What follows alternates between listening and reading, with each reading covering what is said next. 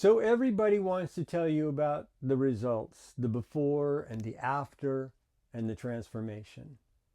But nobody wants to tell you about day 4. Day 4 is when your body realizes that you're not joking.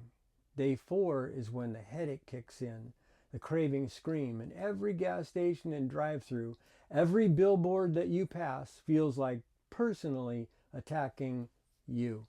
Day 4 is when most people quit. And I almost did. This is exactly what happens in your first 7 days on carnivore. Hi. I'm Steve and welcome to another down home clean carnivore video. If you watched episode 1, you know where I started. 256 pounds, depressed, brain fog so thick that I'd forget what I was saying in the mid-sentence. Classic car show and a photo that stopped me cold. And just one decision. I was worth saving. But decisions don't change your body. Time does. And time has to be survived. So let me walk you through exactly what happened day by day so you know what's coming. Days 1 through 3, honestly, not that bad.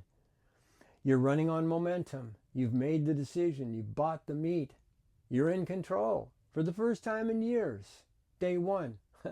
Steak for dinner. You feel like a rebel. Day 2, eggs and bacon. This is easy. By day 3, you're telling yourself, I got this. And then day 4 shows up. What nobody warned me about, here it is. Your body isn't just switching fuels. It's going through withdrawal.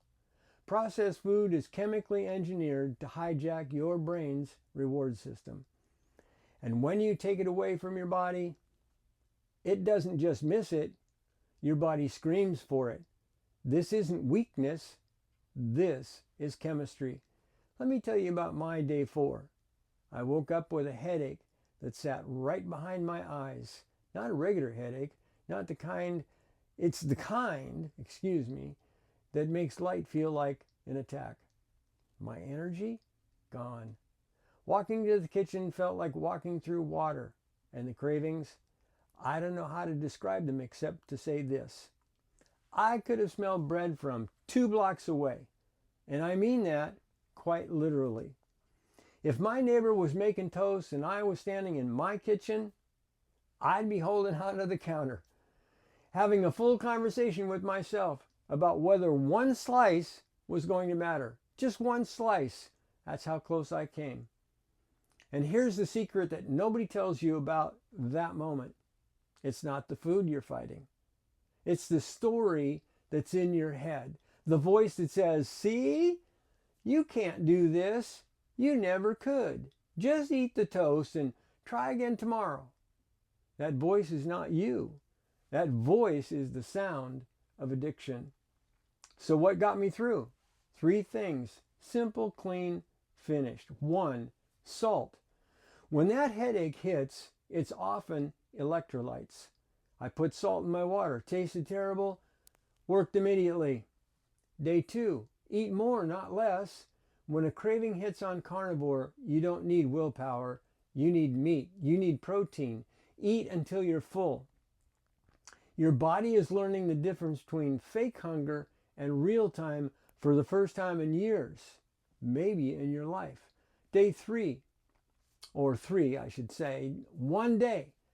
Not 7, not 30, just today. You can do anything for a day. That's what I told myself on day 4. And day 5, and day 6. All the days 5 through 7. The shift came day 5. The headache was gone. You notice something strange. You're not hungry. For the first time in your life, you forgot to eat. Day 6. Your sleep changes. You go to bed and you actually sleep. Not the restless toss and turn, wake up at 3 a.m. kind. The deep kind. The kind where you wake up and feel rested. And I hadn't felt that in years. Day 7, you realize something has shifted. Not your weight, that takes time. Something deeper. You realize that you're not fighting food anymore. And for the first time in your life, food is just food. Not comfort, not emotional support, not punishment. Not a weapon you can use against yourself, just fuel. If this resonates with you, and you've ever stood in your kitchen at midnight fighting yourself over food, please smash the like button. Click to subscribe now and ding the bell so that you won't miss any coming attractions. It really helps to spread the message to those who need it and want it. Someone out there is on day 4 right now, and they need to know that they're not weak, they're healing. Now, let me give you the practical fast. If you are about to start carnivore, here's what you actually need. Don't count calories. Eat when you're hungry. Stop when you're full. Your body is smarter than a calculator. Salt your food, then salt it again. Your body flushes water on carnivore and electrolytes go with it. Headaches, fatigue, brain fog, all of that is just salt. Your body is going to do things you don't expect. Cravings, headache, fatigue. Don't panic. Your gut is rewiring itself. Let it. And the biggest one, the scale might not move the first week, maybe not even the second, because your body is healing, not just shrinking. Inflammation drops. Water weight shifts. Hormones rebalance. Trust the process.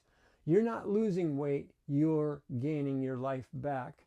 And by the end of that first week, I hadn't lost 50 pounds. I hadn't reversed anything. But something had changed. I had proof.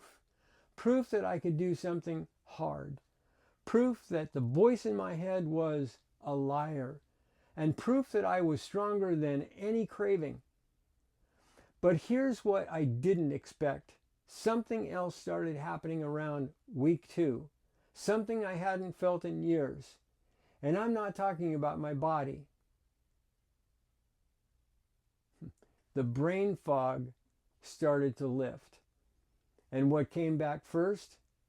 The thing that scared me most. And that's Friday, episode 3, The Mental Shift. Subscribe for more Clean Carnivore. I'm committed to fresh, engaging, and provocative content Monday, Wednesday, and Friday by 6 a.m. Pacific Time. It's not the price of meat. It's the price of freedom. Walk with me.